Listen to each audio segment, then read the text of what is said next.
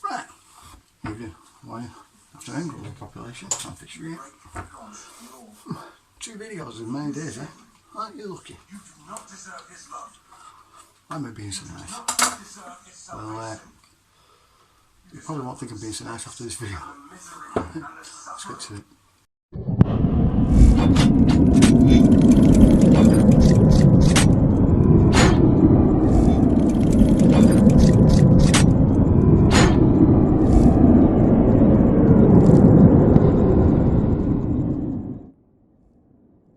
Samuel N. Fisher, author of the Legion Saga. After a top-secret, multinational military experiment goes horribly wrong in the deserted city of Pripyat in 1992, it uncovers a nightmarish 25,000-year-old plot that could spell the end of humanity.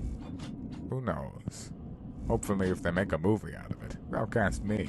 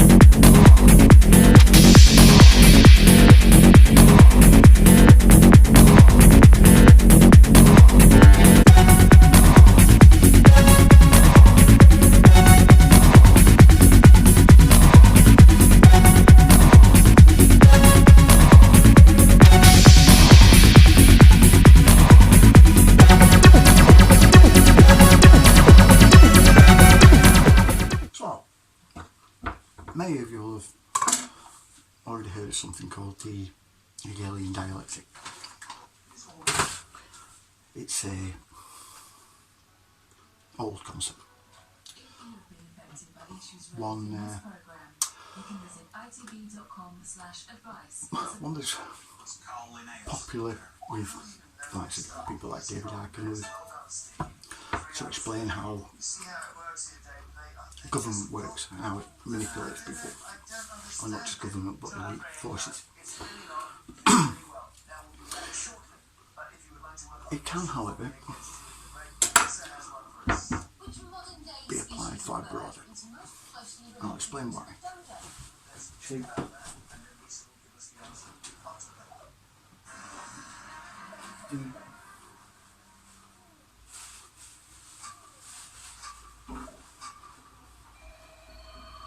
basic framework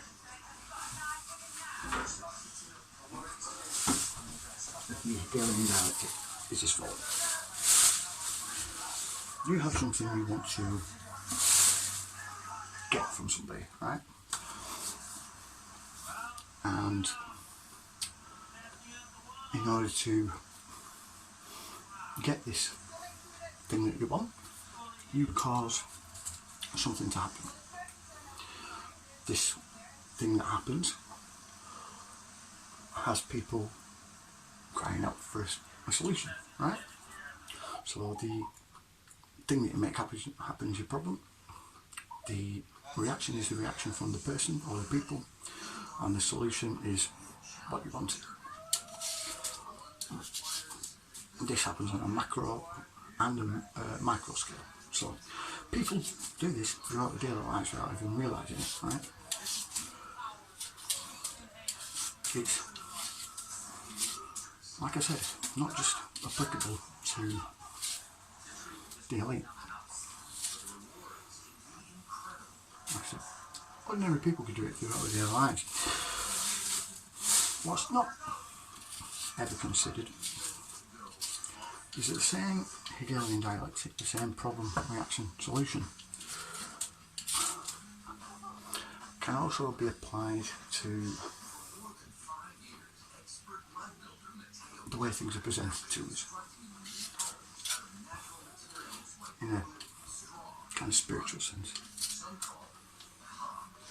What do I mean? Right. As I said before, we are presented with two paths, light and dark, good and bad, blah blah blah. Both of them are given to us to achieve the same goal. Right? Now, in order to achieve this goal, we are given two choices, right? So, if, say, like, your problem is basically that evil exists, right? Then your reaction is that good exists to counteract it, and the end goal is good winning over evil, or evil winning over... I mean, it's basically interchangeable, right?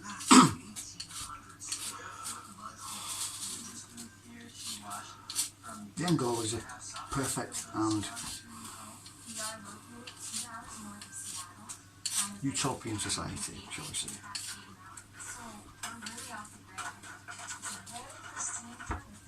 And this is the same no matter which side you look at. Because even a society that on the surface looks incredibly benevolent, there's always that underlying, not quite sort of right kind of element to it, if you know what I mean. Basically, everyone's getting along and fine and dandy and all living under the same rules, but they're not forced to live under the same rules, whether they agree with them or not. Yeah? And this is because even though light, like I've said, is in and of itself a lie, light path. Our religions are a lie. Everything that we have grown to, or it's more of a condition to accept as being all there is, yeah, is a lie.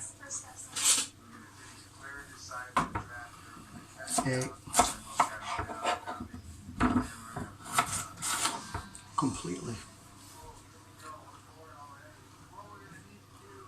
benefit. Something that's presented to us that may have on the outset a beneficial reason behind it. Yeah. We'll have a major con surrounding it. Take meditation, right? Many people have said that meditation has profoundly sort of beneficial results, yeah? And sort of aspects, yeah, to their lives. Yes, that's true. But it also alters the way your brain works, yeah? When you meditate, you're actually in a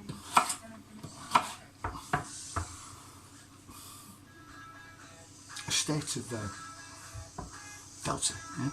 The delta waves, I think it's delta waves. They're basically a flat wave, and it's when there's very little brain activity inside your head, yeah? This is normally what we would experience in very deep sleep, right? There's a reason for this. You are still in that deep sleep state, even though you're completely awake, right? You're just meant to empty your mind. This has the knock-on effect of also affecting your critical thinking, yeah, the way you think. So although your mind may be calm, right, it will get gradually more and more docile the more you practice, right? Especially especially when you don't fully understand how to practice meditation, how it should be used, when it should be used, and how often it should be used.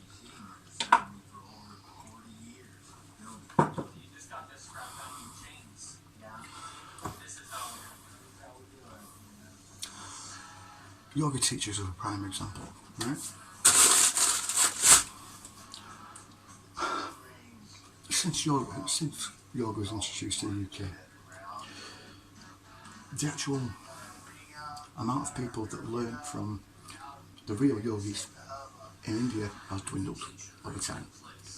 My grandmother on my dad's side was one of them.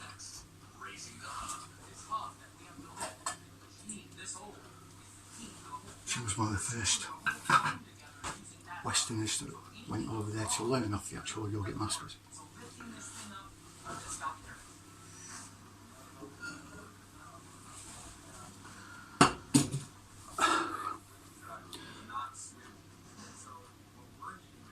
They did this because at the time Britain and India were still very sort of closely tied together, despite everything that happened and the independence that they gave them, the set up of Pakistan and blah blah blah blah blah. And also because a lot of the yogis that were the yogic masters were childless, dedicated the vast majority of their lives to learning and understanding what they're taught. I forgot about having kids.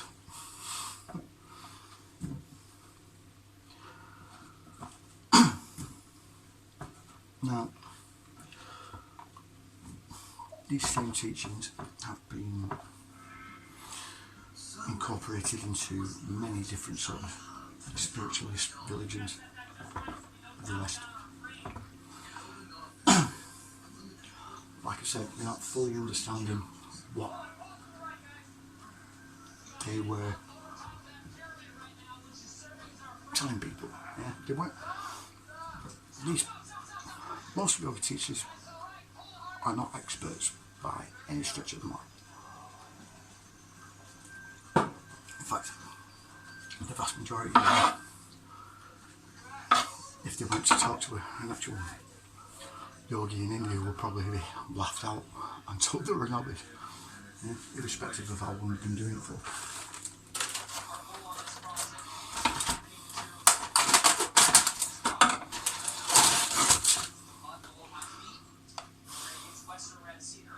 Buddhist monks are the same.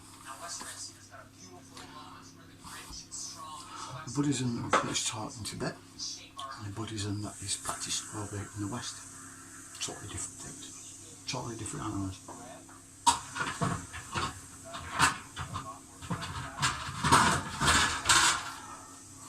Both yoga and Buddhism have been co-opted and redesigned to,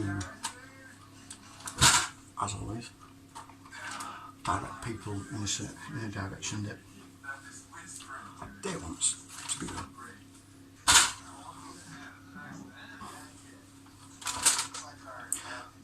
Which, again, is part of the problem reaction solution. Okay? People are tired of the institutionalised Abrahamic religion. They want an alternative.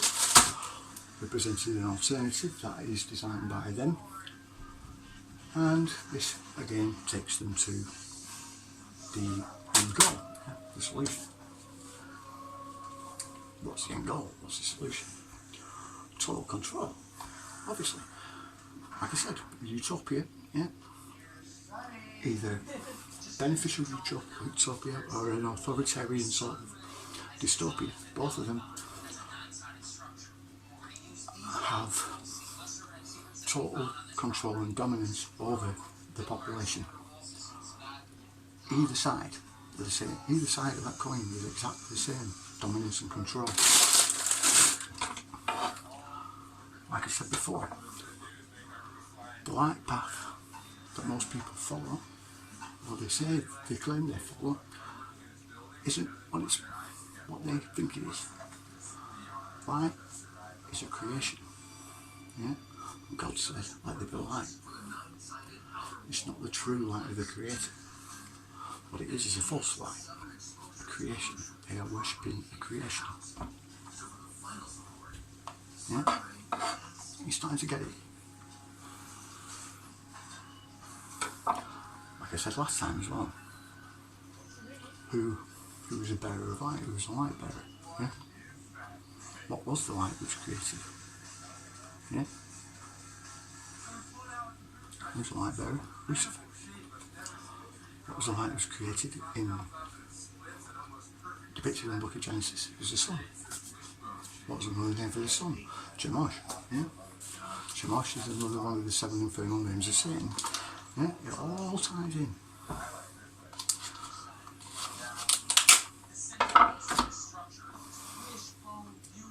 And this is even more evident with the, like I said, the institutionalised Abrahamic religions. All of them are based on a lie, because they all stem from the same source.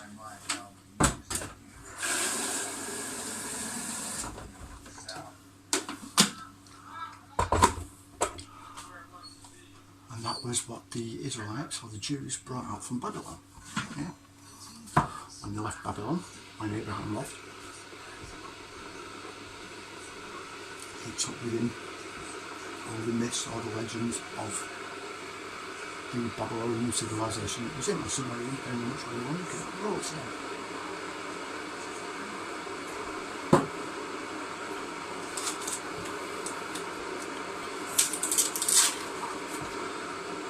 I mean, it's a well known fact there's two sort of different forms of Judaism, right? There's Babylonian Judaism, which is Talmud. Everyone's doing the Talmud, yeah? The Book of Moses, yeah? The Books of Moses, which are basically the laws and the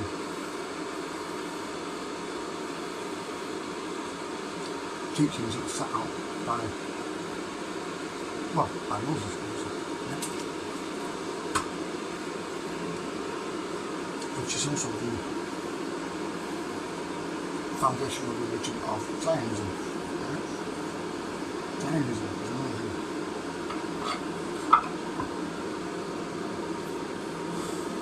Zionism isn't what you think either. Another thing that many people don't realise. People mistake for Zionism with scientiam frankism, right? That's one thing that everybody must get right. For scientiam frankism. It is essentially a death cult.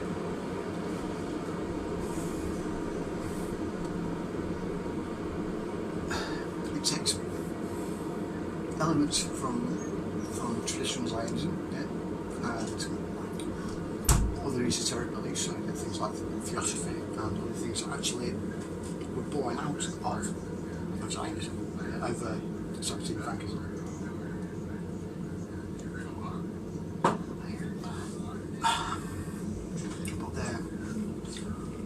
Main focus is, again, controlling the dominance of the human race. The scientiam frankism was set up the Jesuits, yeah? Jesuit order. The Jesuit order are they're very much like a militarised wing, or a militarised sort of subsector of the Catholic Church.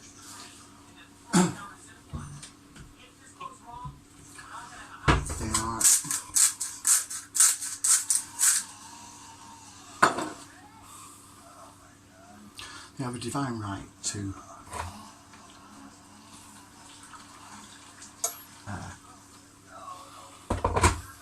do acts that are sort of, that won't be seen as kind of priestly or godly or nice in the general sense.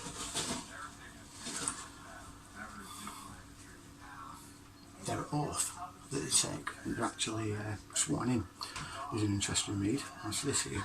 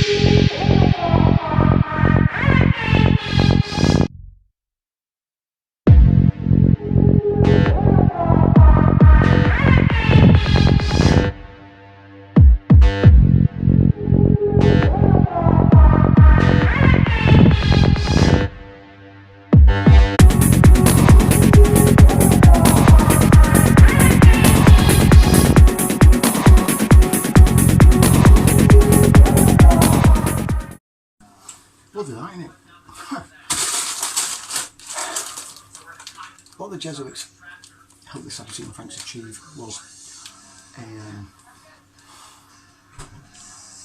inroad through pilgrimages into other sort of faiths. What? I'm getting a Coke. Okay, go get a glass. So you now have a situation where Islam has been infiltrated by the Jesuit imams, and Judaism has been largely infiltrated, or rather changed, and is now has countless Jesuits at a part of it. The interesting thing about Israel, though, right, and the Catholic Church, is that they both answer to two rabbis that are in Israel. That's Samuel and Daniel Sassoon. The Sassoon family, as I've said before, are one of the Trinity at the top.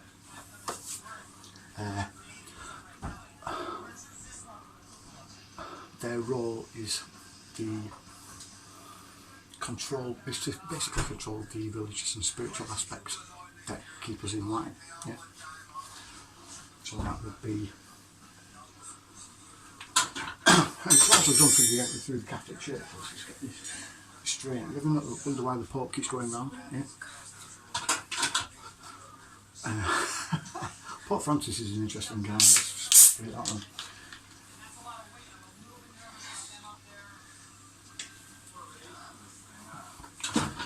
You, eh? Let's try it upstairs with you again. You know, son, what do you get?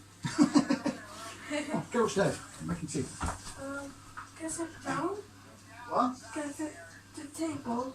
You what? Can I sit at the table? No, you can go upstairs and go and watch your videos before your mum ends up turning it over and annoying you.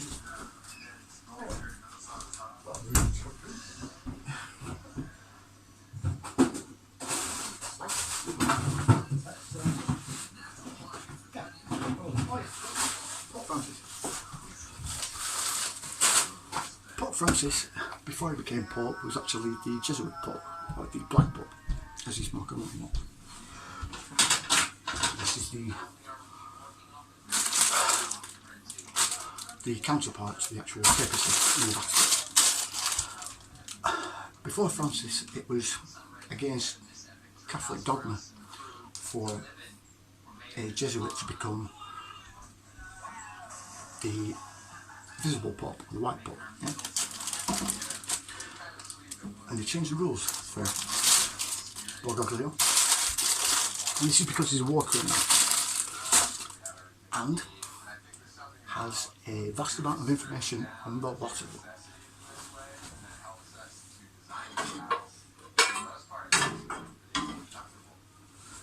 Every dirty little secret, every nasty little act that they've all done over the years is known by Bergoglio, right? I don't know how many you've heard of Operation Gladio. Yeah?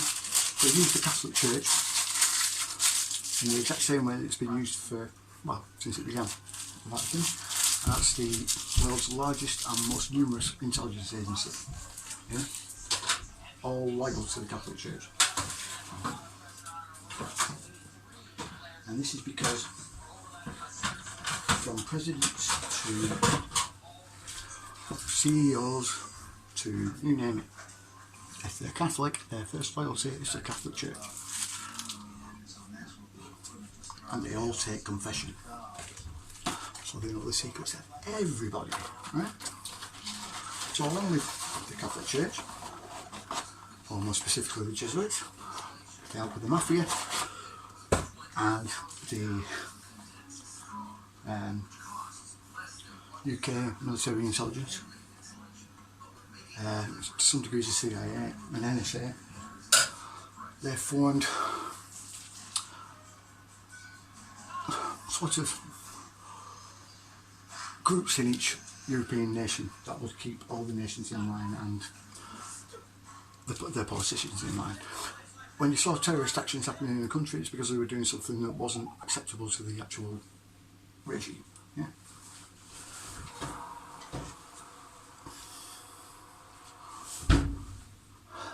Bergoglio ran this. Well, yeah, when he was Jesuit Pope, he ran this.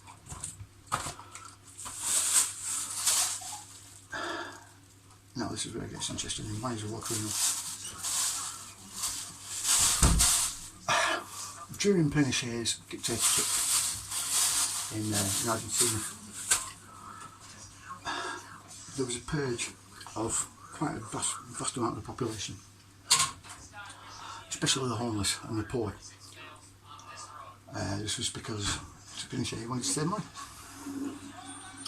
So, what Bergoglio would do when he was basically the Archbishop for the Cardinal for Argentina's Cardinal, he would basically coax homeless people in, yeah, to his church with the promise of food and shelter for the night. They would be drugged, boarded onto a cargo plane, flown out to the middle of the ocean, and thrown out to the middle of the ocean and thrown out of the plane and left. Yeah? And they did this to thousands of people. To avoid being tried at The Hague and to keep him quiet,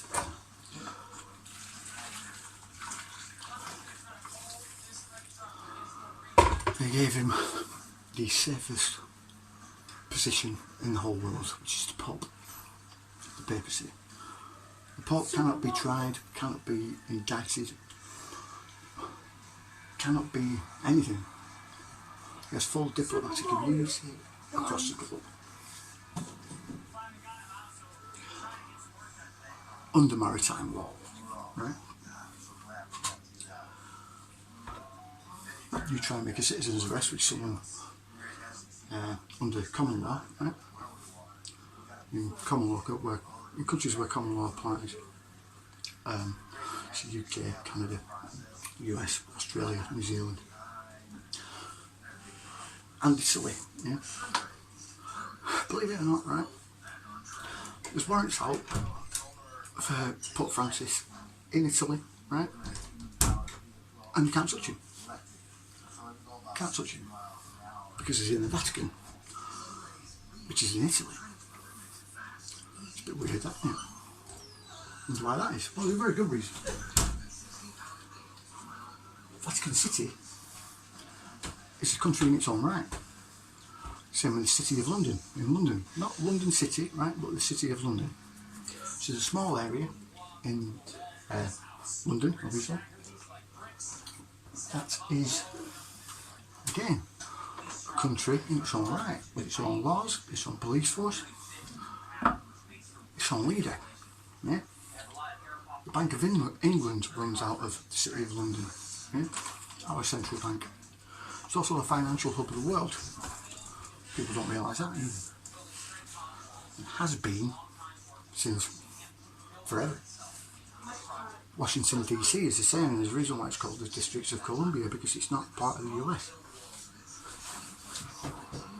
In the grand scheme of things, Washington is like the legal and enforcement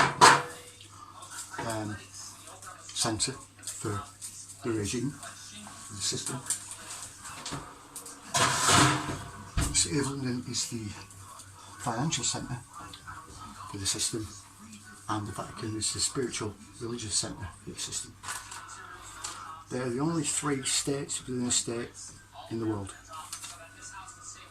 Places where they're run like their own country. Completely separate from the actual country that they're in.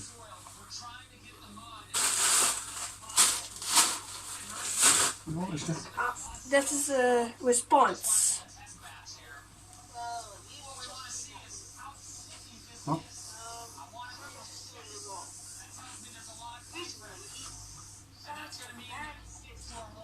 What are you talking about? My son's trying to be a YouTuber.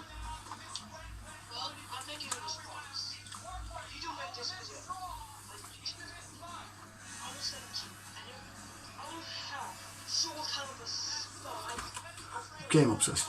Unfortunately, he's not old enough, so he's on YouTube channel. Right. I'll watch it later. Right? Soul Calibur 7. Soul Calibur 7, yeah. Okay. Like I said.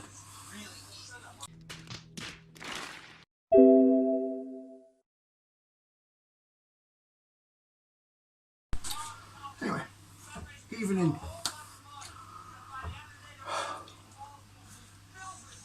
the world's religions, like I said, you see the problem, reaction, solution. Then you have the problem of other religions. It's gone out, obviously. Their solution was the Jesuit.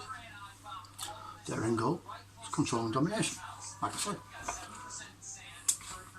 All of it, everything you can apply it. That problem, reaction, solution you can apply to everything, right?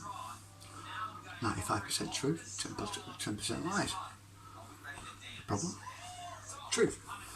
The solution, cloud it. The result, domination, control of information. See how it works, yeah?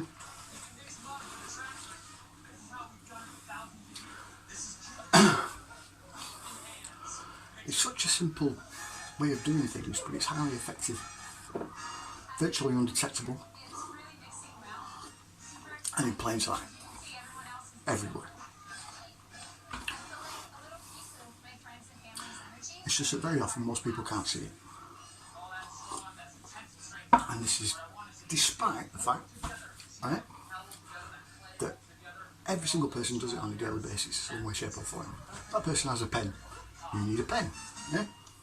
The solution, take the pen off the person, or ask them to borrow it. Your end goal, control of the pen. Simple, yeah? That's simple. And this is probably why people can't see it, because it's so in plain sight, yeah? So prevalent throughout our daily lives that it becomes barely perceptible. It becomes something that you don't notice because you see it so often.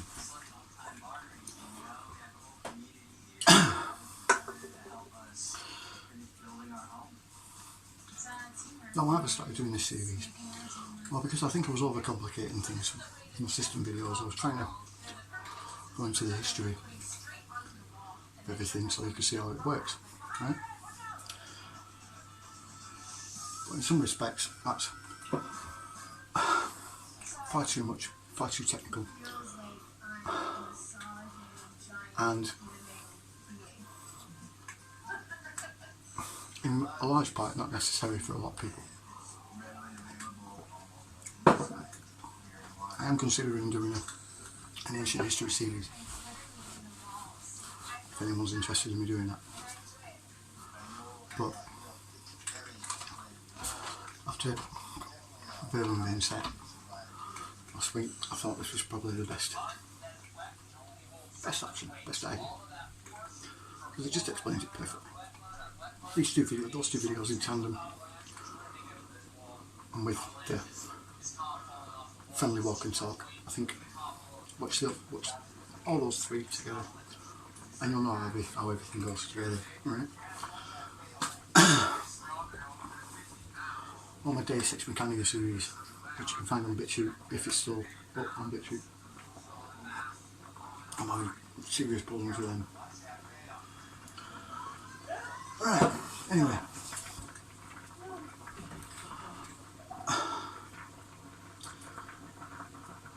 In the next couple of weeks, the next lot of files and documents are coming out. I'll have a look through them and that'll probably be in the next video. Okay, anyway, like, share, subscribe, no joke.